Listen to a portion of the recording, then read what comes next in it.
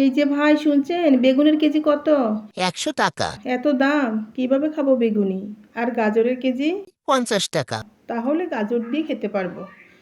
বেগুনকে যখন ব্যাটারে ডুবাই তখন তার নাম দিই বেগুনি, আর গাজরকে ব্যাটারে ডুবালে তার নাম দেয়া হবে গাজরি।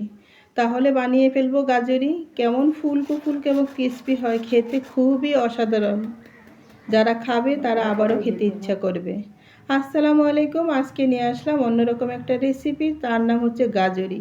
আমি একটা গাজরকে একদম পাতলা করে কেটে ধুয়ে একটু লবণ মাখিয়ে রেখে দিয়েছি। অন্যদিকে নিয়ে নিয়েছি 2 কাপ পরিমাণে বেসন। তার ভিতরে দিয়ে দিয়েছি 1 কাপ পরিমাণে চালের গুঁড়া। ভালো করে হাত দিয়ে মিক্স করে নিব যাতে ভিতরে কোনো লাম্পস না থাকে। অন্যদিকে দিয়ে দিলাম পরিমাণ মতো লবণ, 1 চা চামচ জিরার গুঁড়া, একটুখানি হলুদ, 1 চা চামচ পরিমাণে মরিচের গুঁড়া। তাহলে একটু ঝাল ঝাল হবে, খেতে ভালো হবে। ভালো করে সব কিছু মেখে নিলাম। এখানে অল্প অল্প করে পানি দিব, একবারে সবটুকু পানি দিয়ে ফেলবো না। আর হাত দিয়ে ভালো করে মোলায়েম করে নিব। একটু সময় করে নিতে হবে, তখনই তো খেতে মজা হবে। ঝটপট করে রান্না করলে কি খেতে মজা হবে? একদমই না। যত সময় তত মজা। এখানে ভালো করে মেখে নিব। আর কতটুকু ঘনত্ব হবে, পুরো আঙ্গুলটা আমার দেখা যাবে না, আঙ্গুলটা চতুর্পাশে ডেকে থাকবে।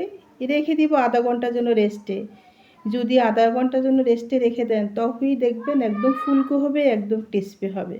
চুলায় তেল বসিয়ে ভালো করে তেলটাকে গরম করে নিব। দেখেই বোঝা যাবে যে তেলটা গরম হয়েছে। তার ভিতরে আমি গাজরের পিসগুলো ব্যাটারের ভিতরে ডুবিয়ে এক এক করে তেলের ভিতরে সব ছেড়ে দেব।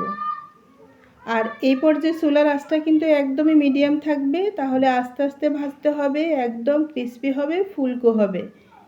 এসব টিপস না করলে তাহলে একটু পরেই ভাজার একটু পরে সব কিছু কেমন যেন নেতিয়ে যায়। আর যদি এভাবে করে তাহলে একদম ফুলকো থাকবে। একটু কালার সম্পূর্ণ হয়ে আসছে যখন আস্তে আস্তে করে ভাজছি। এখন সবগুলো গাজরই আমি একটা প্লেটে তুলে নিব। এত মজা হয়েছে, এত ক্রিস্পি হয়েছে ইফতারের পরে, আমি তো খেয়েই পুরো অবাক। আপনারাও বাসায় খেতে পারেন, অনেক ভালো লাগবে। সবাই ভালো থাকবেন। আল্লাহ হাফেজ। Thanks for watching.